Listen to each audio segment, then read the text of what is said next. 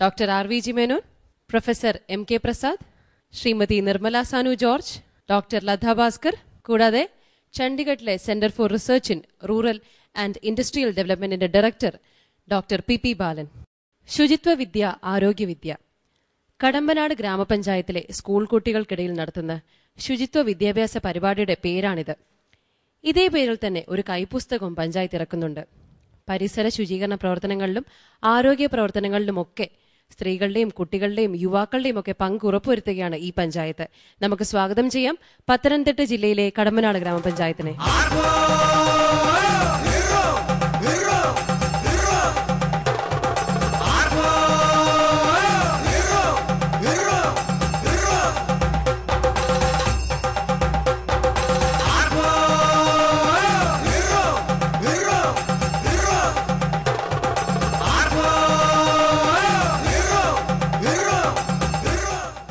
കടമ്പനാടിന്റെ പ്രതിനിധികളെ പരിചയപ്പെടാം. Panchayat president Shri R Suresh Kumar, vice president Shri Kadampanad Vijayakumar, വികസനകാര്യ standing committee chairman Shri K Sajan, മുൻ പ്രസിഡന്റ് അഡ്വക്കേറ്റ് S മനോജ്, കൂടാതെ മെമ്പർ ശ്രീമതി തങ്കമണിയമ്മ. കടമ്പനാട് പഞ്ചായത്ത് പ്രസിഡന്റിനെ വേദിയിലേക്ക് ക്ഷണിക്കുന്നു.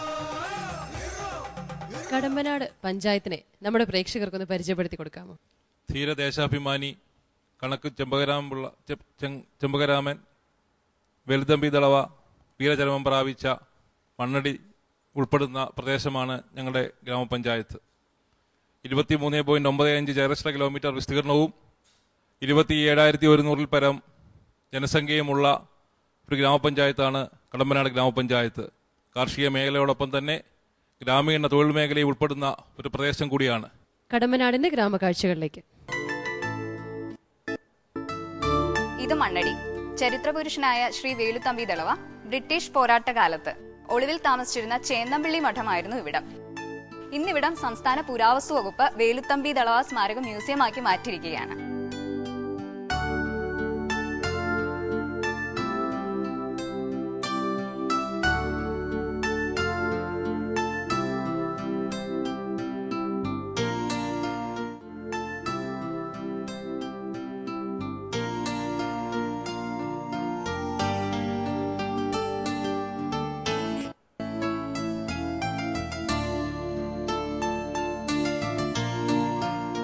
വേലുത്തമ്പി ദളവയെ തിരക്കി വന്ന ബ്രിട്ടീഷുകാർ തകർത്ത ഒരു ക്ഷേത്രമാണിത്.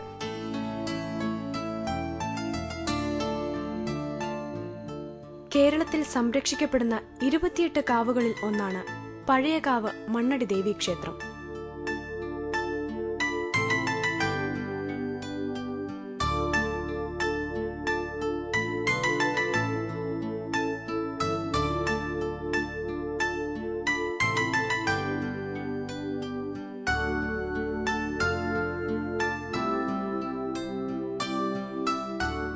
ചരിത്രപ്രസിദ്ധമായ മണ്ണടി ദേവിയുടെ പ്രതിപുരുഷനായിരുന്ന കാമ്പിത്താൻ സ്നാനം ചെയ്ത് ജപിച്ചിരുന്ന കൽമണ്ഡപമാണ് ഇത്.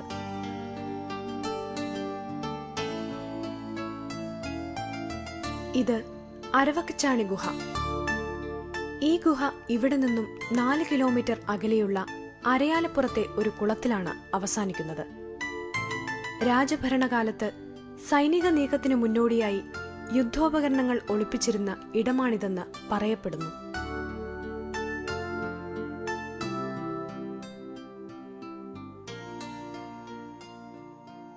കടമ്പനാട് മുന്നോട്ട് വയ്ക്കുന്ന പ്രധാനപ്പെട്ട സുസ്ഥിര വികസന പദ്ധതികൾ എന്തൊക്കെയാണ്? വിദ്യാഭ്യാസ മേഖലയിലെ സമഗ്ര വിദ്യാഭ്യാസ പരിപാടി, അതുപോലെ തന്നെ ആരോഗ്യ മേഖലയിലെ പാലിയേറ്റീവ് കെയറുമായിട്ട് ബന്ധപ്പെട്ട പ്രവർത്തനങ്ങൾ, അതുപോലെ തന്നെ സ്ത്രീ ശാക്തീകരണവുമായിട്ട് ബന്ധപ്പെട്ടുള്ള കുടുംബശ്രീയുടെ പ്രവർത്തനങ്ങൾ, പഞ്ചായത്തിനെ അഴിമതിരഹിതമായിട്ടുള്ള സേവനങ്ങൾ ലഭ്യമാക്കുക എന്നുള്ള ഉദ്ദേശത്തോടുകൂടി പഞ്ചായത്തിൻ്റെ പ്രവർത്തനങ്ങൾ നടത്തിയിട്ടുള്ള കാര്യങ്ങൾ, ഇവയൊക്കെ തന്നെയാണ് ഗ്രാമപഞ്ചായത്തിനെ സംബന്ധിച്ച് പ്രധാനമായിട്ടും ഇവിടെ അവതരിപ്പിക്കാനുള്ള വികസന പദ്ധതികൾ. ഈ പദ്ധതികളെ കുറിച്ച് നമ്മുടെ ഗ്രീൻ കേരള എക്സ്പ്രസിലെ മഞ്ജുവിന് ഒട്ടേറെ കാര്യങ്ങൾ പറയാനുണ്ട്. അതെന്തൊക്കെയാണെന്ന് കേൾക്കാല്ലേ?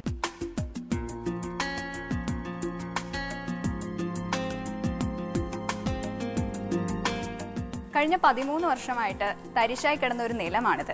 കഴിഞ്ഞ വർഷം മുതൽ പഞ്ചായത്തിന്റെ സഹായത്തോടെ 2 കുടുംബശ്രീ യൂണിറ്റുകൾ ഇവിടെ കൃഷി ഇറക്കി. 13 വർഷമായി തരിശായി കിടന്നിരുന്ന 25 ഏക്കർ നിലം കുടുംബശ്രീ ഏറ്റെടുത്ത് നെൽകൃഷി ചെയ്യുന്നു. വിളവെടുപ്പ് ഏകദേശം തീർന്നിരിക്കുകയാണ്. ഇരുപൂ കൃഷിയാണ് ഇവിടെ ചെയ്യുന്നത്. കൃഷിഭവന്റെയും കുടുംബശ്രീയുടെയും സഹായത്തോടുകൂടി പഞ്ചായത്ത് 48 ഹെക്ടറിലാണ് നെൽകൃഷി നടത്തുന്നത്. ചേച്ചി, ഈ 2 യൂണിറ്റിലും കൂടെ മൊത്തം എത്ര അംഗങ്ങളുണ്ട്? ഈ 2 ഗ്രൂപ്പിലും കൂടെ 23 പേരാണ് ഇപ്പോൾ ഈ ചെയ്തുകൊണ്ടിരിക്കുന്നത്. ഓക്കെ. പഞ്ചായത്തിന്റെ സഹായം എങ്ങനെയാണ്? പഞ്ചായത്തിന്റെ സഹായം ആദ്യം തൊഴിലുറപ്പിൽ ഉൾപ്പെടുത്തി നിലമൊരുക്കി, അതിനുശേഷം വിത്തും വളവും പഞ്ചായത്ത് സബ്സിഡി ആയിട്ട് തന്നു. അങ്ങനെ 2 ഗ്രൂപ്പ്, ആദ്യമായിട്ട് തുടങ്ങിയ 2 ഗ്രൂപ്പാണെങ്കിലും കുറേ കൂടെ വിപുലമായി ഇപ്പോൾ ഒരു 9 ഗ്രൂപ്പ് നിലം കൃഷിക്കായിട്ട് ഇറങ്ങിയിട്ടുണ്ട്. ആദ്യത്തെ ഈ പ്രവർത്തനം നല്ല രീതിയിലായതിൻ്റെ പേരിൽ.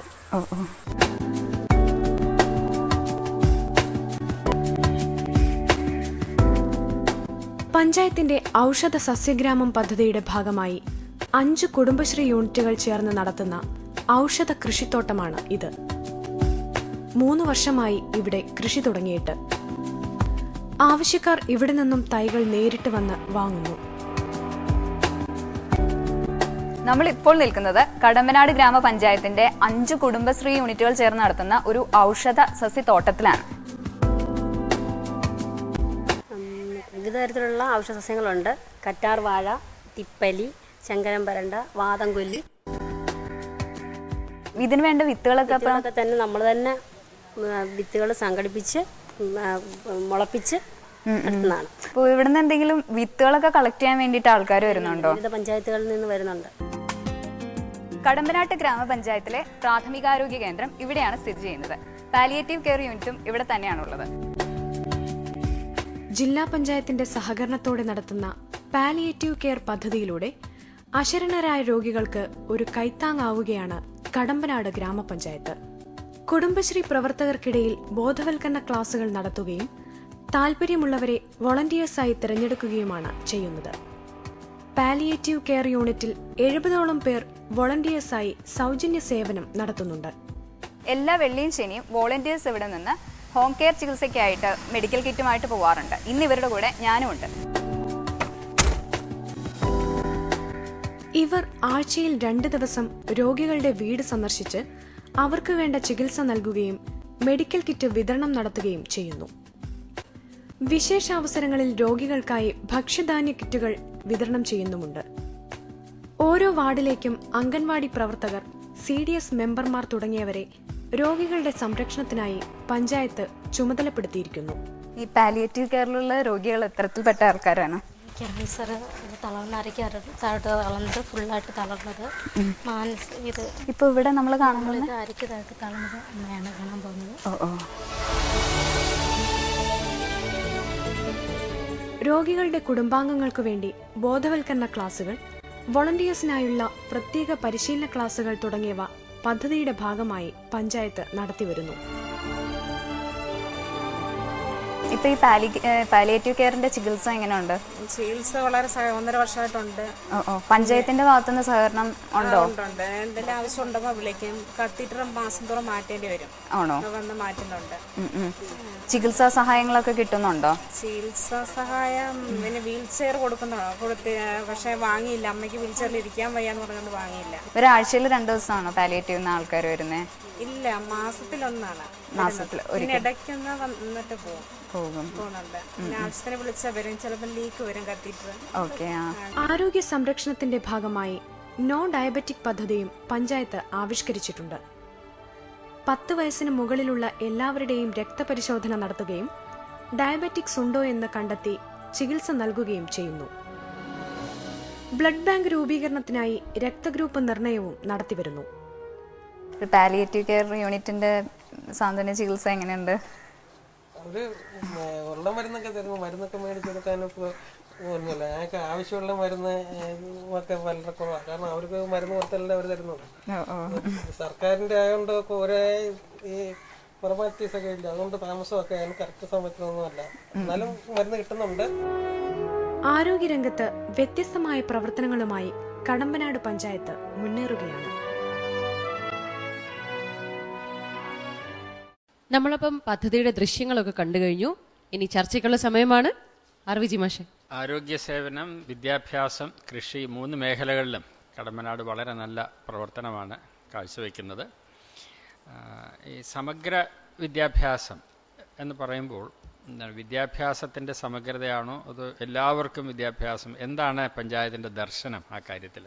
പ്രധാനമായിട്ടും ഉദ്ദേശിക്കുന്നത് സ്കൂൾ വിദ്യാഭ്യാസം, അംഗനവാടി തൊട്ടുള്ള കുട്ടികളുടെ LP, UP, ഹൈസ്കൂൾ വിഭാഗങ്ങൾ ഉൾപ്പെടുന്ന വിദ്യാഭ്യാസ മേഖലയിലെ പ്രവർത്തനങ്ങളാണ് അതുകൊണ്ട് ഉദ്ദേശിക്കുന്നത്.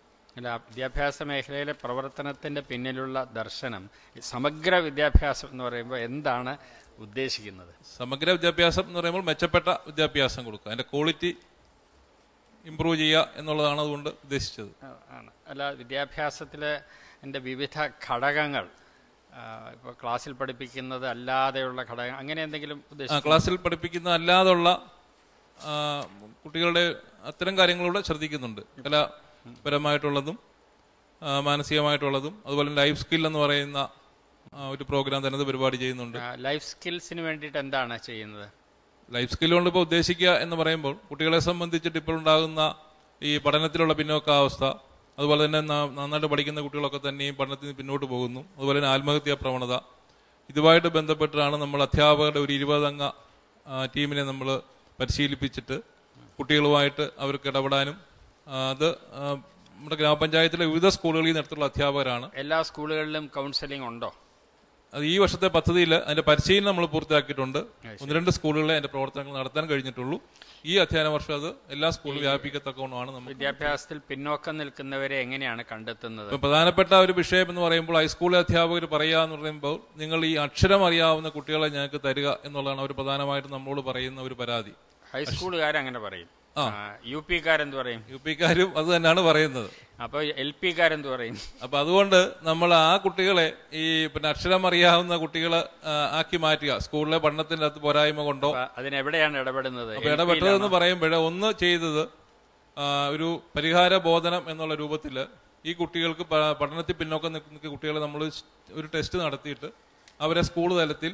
അല്ല, എവിടെയാണ് അവർ പിന്നോക്കം പോകുന്നത്? ഇപ്പൊ 1-ാം ക്ലാസ്സിലെത്തുന്ന കുട്ടി അക്ഷരമെല്ലാം അറിയണമെന്ന് പ്രതീക്ഷിക്കുന്നുണ്ടോ? ഇല്ലല്ലോ. ഇല്ല. അപ്പൊ 1-ാം ക്ലാസ്സിലെ നേരാവണ്ണം പഠനം നടക്കുന്നു എന്ന് ഉറപ്പുവരുത്തുകയാണ് വേണ്ടത്. അത് തന്നെയാണ് ചെയ്യുന്നത്. അപ്പൊ അതെന്ന് പറയുമ്പോൾ നമ്മളിപ്പോൾ ആ ഒരു LP ലെവലിൽ ഉള്ള കുട്ടികളിൽ പഠനത്തിന്റെ അകത്ത് പിന്നോക്കം നിൽക്കുന്ന പറയുമ്പോൾ അക്ഷരം അറിയാത്ത കുട്ടികൾ നമ്മൾ കണ്ടെത്താണ്ട് ഒരു ചെറിയ ടെസ്റ്റ് നടത്തിയിട്ട് ആ കുട്ടികൾക്ക് കൂടുതൽ ശ്രദ്ധ കൊടുത്തുകൊണ്ട് ആ സ്കൂളിലെ അധ്യാപകർ തന്നെ പഠന സമയത്തിന്റെ കഴിഞ്ഞിട്ടോ അല്ലെങ്കിൽ അതിന് മുമ്പോ ഉള്ള സമയങ്ങളിൽ ആ കുട്ടികൾക്ക് ആ വിദ്യാഭ്യാസം കൊടുത്തുകൊണ്ട് അക്ഷരം അറിയാവുന്നവരാക്കി മാറ്റുന്ന ഒരു പ്രധാനപ്പെട്ട പരിഹാര ബോധനം എന്ന് പറയുന്നൊരു പരിപാടിയാണ് ആദ്യം നമ്മൾ. അക്ഷരം അറിയുക എന്നുള്ളത് 1-ാമത്തെ പടിയാകുന്നുള്ളൂ. അപ്പൊ LP കഴിയുമ്പോഴേക്കും അവരെ ഒരു നിശ്ചിത നിലവാരത്തിൽ എത്തുന്നു എന്ന് ഉറപ്പുവരുത്താൻ എന്താ ചെയ്യുക? അപ്പൊ അതിന് ഇവാലുവേഷൻ നടത്തുന്നുണ്ട് നമ്മൾ. പിന്നെ സ്കൂൾ അധ്യാപകരെ നമ്മുടെ പഞ്ചായത്തിലെ മറ്റ് സ്ഥാപനത്തിലെ ഉദ്യോഗസ്ഥരെയും കൂടെ ഉപയോഗപ്പെടുത്തിക്കൊണ്ട് ടെസ്റ്റുകളൊക്കെ നടത്തിയിട്ട് ആ ഒരു ഇവാലുവേഷൻ അത്തരം കാര്യങ്ങളിൽ ഈ പരിപാടി നടപ്പാക്കിയതിന് ശേഷം ഈ ഇവാലുവേഷന്റെ ഫലമായിട്ട് എന്തെങ്കിലും നല്ല മെച്ചമുണ്ട്. അത് നല്ല മെച്ചം എന്നുള്ളതൊന്ന് ക്വാണ്ടിഫൈ ചെയ്യാമോ? അക്ഷരം അറിയാവുന്നവരാക്കി അവരെ മാറ്റി എന്നുള്ളത് തന്നെയാണ് നമ്മുടെ ഒരു. അല്ല, അവരുടെ ശതമാനത്തിൽ എത്രമാത്രം കൂടുതൽ ഉണ്ടായിട്ടുണ്ട്, അപ്പൊ അത്തരത്തിലുള്ള നമ്മളൊരു മാർക്കിന്റെ ബേസിലോട്ട് ആ വിഷയത്തിൽ നമ്മൾ കൈകാര്യം ചെയ്തിട്ടില്ല. ഈ ഫോം നന്നായിട്ട് ഫില്ല് ചെയ്തിട്ടുണ്ട്, നല്ല ഹാൻഡ് റൈറ്റിംഗ് ആണ്. ഇതിനകത്തെ ഫിഗേഴ്സ് ഒക്കെ കറക്റ്റ് ആണോ? ആണെങ്കിൽ നിങ്ങൾ വളരെ പുറകോട്ട് പോകുന്നുണ്ട്. SCP TSP പദ്ധതിയിൽ 99% ഉണ്ടായിരുന്നത് 86 പിന്നെ 62. അത് കഴിഞ്ഞ പ്രാവശ്യം ഈ ലോക്സഭാ തെരഞ്ഞെടുപ്പ് വന്നപ്പോഴത്തേക്ക് എല്ലാ വർഷവും വരുന്നുണ്ടോ? ഇല്ല, കഴിഞ്ഞ ഒരു വർഷമേ ഉള്ളൂ. അല്ല, അതിനു മുമ്പത്തെ വർഷം കുറഞ്ഞു വരികയാണേ. 2006-07 ഈ വർഷം കൂടുതലായിരുന്നു, 83% ഉണ്ടായിരുന്നു. വനിതാ ഘടക പദ്ധതി 86% ഉണ്ടായിരുന്നു, 39, 21 ഇങ്ങനെ കുറഞ്ഞു വരുന്നു. ഒരു വർഷമേ ഉള്ളൂ. കഴിഞ്ഞ ഒരു വർഷം ലോക്സഭ ഒരു ട്രെൻഡ് കൺസിസ്റ്റന്റ്. ഈ വർഷം കൂടുതലാണ്, 83% ഉണ്ട്. ഈ വർഷം കൂടി 83%. നല്ല കാര്യം തന്നെ. ഈ കഴിഞ്ഞ കാലത്തെ പ്രവർത്തനം കൊണ്ട്, അതായത് ഈ 11-ാം പദ്ധതിയിലെ ഇത്രയും കാലമുള്ള പ്രവർത്തനം കൊണ്ട് കൃഷിയിൽ എന്ത് പുരോഗതിയാണ് ഉണ്ടായതെന്ന് ഒരു ക്വാണ്ടിറ്റി വെച്ച് പറയാൻ പറ്റുമോ? നെൽകൃഷി ചെയ്തതിൻ്റെ അകത്തുണ്ടായിട്ടുള്ള ആ ഒരു പുരോഗതിയാണ് അതിനകത്ത് എടുത്ത് പറയത്തക്ക ഒരു പുരോഗതി. നമ്മുടെ പ്രദേശം എന്ന് പറയുന്നത്